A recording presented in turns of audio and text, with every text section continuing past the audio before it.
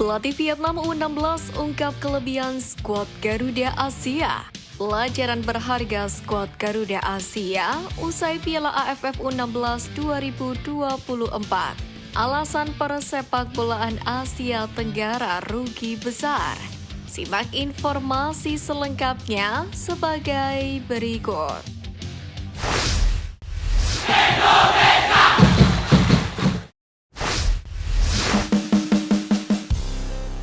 Sanjung Nova Arianto, pelatih Vietnam U16, ungkap kelebihan skuad Garuda Asia.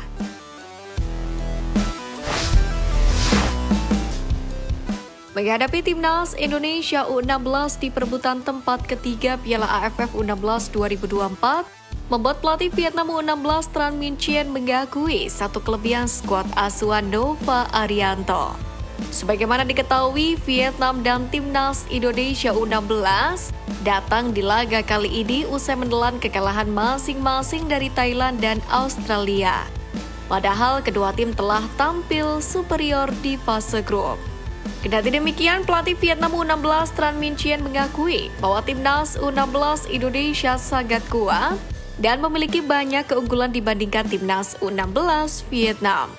Terlepas dari hasil laga, pelatih berusia 50 tahun tersebut juga menyadari kelemahan yang dimiliki oleh skuad Garuda Asia. Untuk Indonesia U16, mereka punya segalanya. Kekuatan mereka adalah tim yang bermain merata, memiliki keunggulan sebagai tuan rumah dan faktor objektif.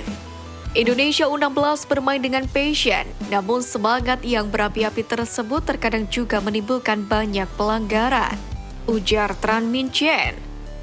Menariknya, Nova Arianto sendiri menegaskan telah mengingatkan anak asuhnya untuk meminimalisir kesalahan. Asisten Sintayong tersebut bahkan memberikan kesempatan kepada semua pemain jika melakukan rotasi. Coach Nova sendiri menjelaskan masa pemulihan yang terbatas akan menjadi tantangannya. Namun dia tidak terlalu khawatir akan hal tersebut. Bukan maksud menyepelekan lawan atau tidak serius memperebutkan tempat ketiga. Akan tetapi Nova menyampaikan bahwa tujuan utama sejak awal di Piala AFF U16 ini memang untuk mencari pemain-pemain terbaik yang mana nantinya berlaga di kualifikasi Piala Asia U17 2025.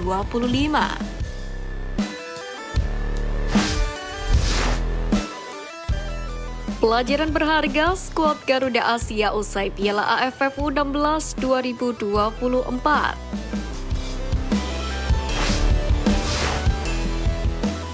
Pertama, ketidaksabaran berujung blunder. Pelatih timnas Indonesia U16 Nova Arianto mengkritik anak asuhnya yang kerap kali tidak sabar dalam bermain. Sikap terburu-buru ini berakibat pada kesalahan yang tidak perlu, seperti pelanggaran yang berujung kartu merah dan blunder yang berakibat gol. Hal itu terlihat ketika menghadapi Australia di babak semifinal.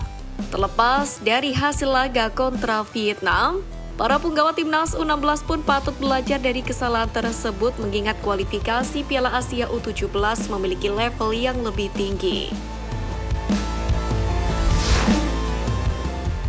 Kedua, agresivitas berlebihan menjadi bumerang.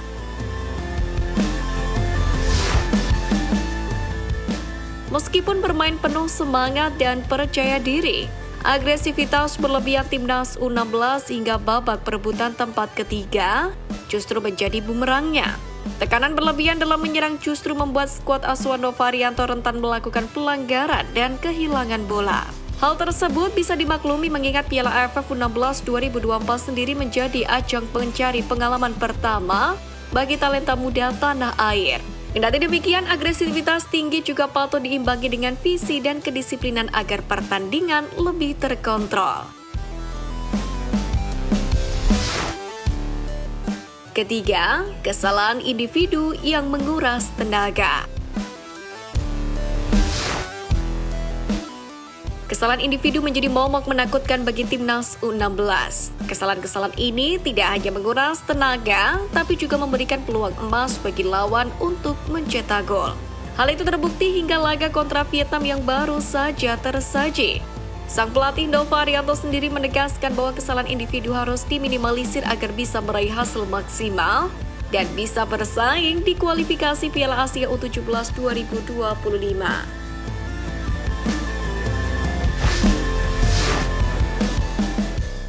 Timnas kesampingkan AFF, para sepak bolaan Asia Tenggara rugi besar.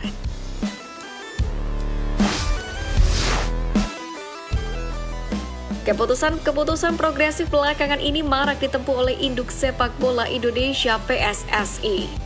Selain melakukan program naturalisasi yang tepat sasaran, PSSI pun kini mulai memilih serta memilah target yang akan dicapai oleh tim nasional. Terbaru Ketua Umum PSSI Erick Thohir bahkan mengisyaratkan bahwa untuk tahun ini pihaknya tak lagi membebani target menjadi juara Piala AFF 2024. Itu artinya turnamen sepak bola 2 tahunan di kawasan Asia Tenggara tersebut sudah tidak lagi menjadi prioritas. Jika memang hal itu benar terjadi, maka sebuah kerugian besar tentunya akan diterima oleh induk sepak bola Asia Tenggara alias AFF. Pasalnya dengan tidak lagi menjadi prioritas bagi Indonesia, maka hal itu tentunya akan berimplikasi pula pada animo supporter untuk memberikan dukungannya ke skuad Garuda. Padahal kita ketahui bersama dalam berbagai gelaran berskala regional Asia Tenggara, barisan supporter timnas Indonesia selalu saja mendominasi dalam pemecah jumlah pendukung di stadion. Seperti misal pada Piala AFF 2022 dan 2018 lalu. Karena di edisi 2020 sistem gelaran adalah home turnamen. Para pendukung timnas Indonesia tercatat selalu menjadi pemecah rekor terbanyak kehadiran. Menyadar laman histori ASEANfootball.org pada Piala AFF edisi 2022, saat timnas Indonesia bertindak sebagai tuan rumah, jumlah penonton yang hadir selalu mencapai angka puluhan ribu. Bahkan tercatat untuk laga melawan Thailand dan Vietnam, jumlah penonton yang hadir selalu berada di atas angka 49.000 pasang mata. Pun demikian juga halnya dengan Piala AFF edisi 2018 kemarin. Meskipun kala itu timnas Indonesia sedang berada dalam fase kemunduran, namun ASEAN Football mencatat jumlah kehadiran supporter di laga kandang timnas Indonesia selalu menyentuh angka 15.000 pasang mata. Jika nantinya Piala AFF bukanlah sebuah prioritas, tentu saja hal tersebut sedikit banyak akan mempengaruhi minat kehadiran supporter. Dan imbasnya tentu saja akan mereduksi pemasukan untuk penyelenggaraan turnamen.